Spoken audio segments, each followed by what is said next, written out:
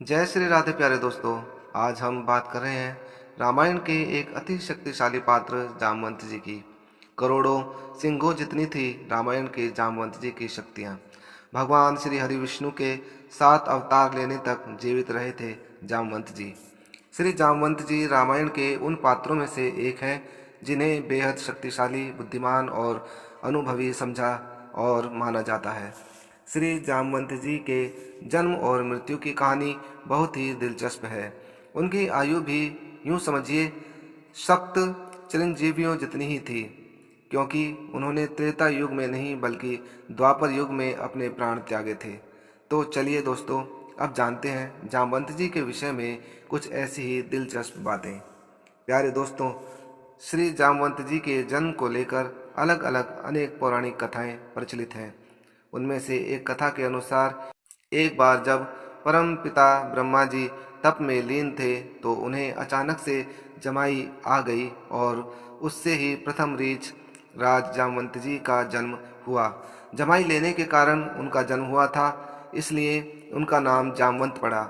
वहीं दूसरी ओर विष्णु पुराण के अनुसार जब परम पिता ब्रह्मा जी से मधु और कैटभ नामक 2 दैत्यों ने जन्म लिया था, तो उसी समय चंद्रमुखी की ब्रह्मा जी के पसीने से श्री जामवंत जी का जन्म हुआ। अग्नि पुराण के अनुसार रीछराज जामवंत जी का जन्म अग्नि से हुआ है और उनकी माता एक गंधर्व स्त्री थी। रामायण काल में श्री जामवंत जी को एक अनुभवी, बुद्धिमान, विद्वान, वृद्ध लेकिन बेहद शक्तिशाली योद्धा के रूप में दिखाया गया है। उन्होंने सभी वेदों, पुराणों और शास्त्रों का अध्ययन किया था। उनके प्रति श्री राम प्रभु जी की सेना का सम्मान कुछ ऐसा था जैसे कि एक परिवार में दादाजी को लेकर होता है। इसका मुख्य कारण तो यह था कि जामवंत जी की आयु जो कि बहुत ही लंबी थी। रामायण के अनुसार ऐसा माना जाता है कि श्री राम अवतार के समय श्री जामवंत जी की आयु 6 मनवंतर से भी अधिक थी।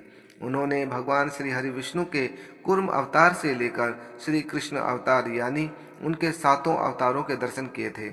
मान्यता है कि उन्होंने प्रथम देवासुर संग्राम में भी भाग लिया था।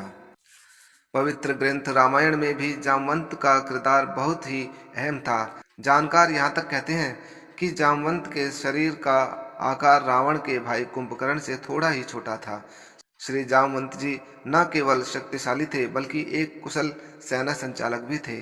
श्री रामचरितमानस के अनुसार उन्होंने युद्ध में यन्नकूप नामक एक बहुत ही भयानक राक्षस का वध किया था। कहीं कहीं उनका रावण और मेघनाद से भी युद्ध करने का वर्णन मिलता है। उस युद्ध में जामवंत जी ने अपने प्रहारों से मेघनाद और रावण दोनों को ही मूर्छित कर दिया था। जब युद्ध भूमि में लक्ष्मण मूर्छित पड़े थे तो उन्होंने ही महाबली हनुमान को संजीवनी बूटी के बारे में बताया था।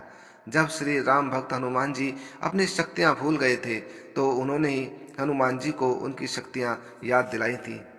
प्यारे दोस्तों, भागवत पुराण और विष्णु पुराण के अनुसार रीछराज श्री जामवंत जी की शक्ति 1 करोड़ सिंहों के बराबर कही गई है, लेकिन बाद में उनका बल क्षीण कैसे हो गया, इसका वर्णन भी हमें एक कथा में मिलता है। कथा के अनुसार जब राजा बलि द्वारा दी गई 3 पग भूमि को नापने के लिए श्री हरि विष्णु जी के वामन अवतार ने जब अपना विराट स्वरूप प्रकट किया था, तो उस समय श्री जामवंत जी वहीं उपस्थित थे और उन्होंने भी केवल 7 क्षणों में ही भगवान वामन सहित पृथ्वी की 7 परिक्रमा कर डाली थी। लेकिन अंतिम परिक्रमा के समय उनके पैर के अंगूठे का नाखून महामेरु पर्वत से छू गया, जिससे महामेरु पर्वत का शिखर खंडित हो गया। इसे मेरु पर्वत ने अपना अपमान माना और जामवंत जी को बल से क्षीण हो जाने का श्राप दे दिया। महाभारत में जामवंत जी की एक और अन्य कथा है। कथा के अनुसार जामवंत के घमंड को तोड़ने के लिए भगवान श्री हरि विष्णु ने जब श्री कृष्ण का अवतार लिया था तो उन्होंने एक मणि के लिए रीछराज श्री जामवंत जी की गुफा में जाकर उनसे घोर युद्ध किया था।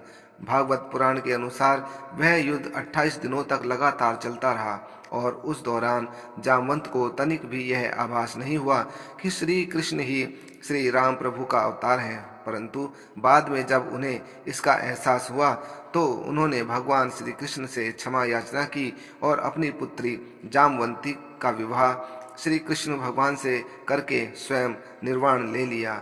जय जय श्री राधे।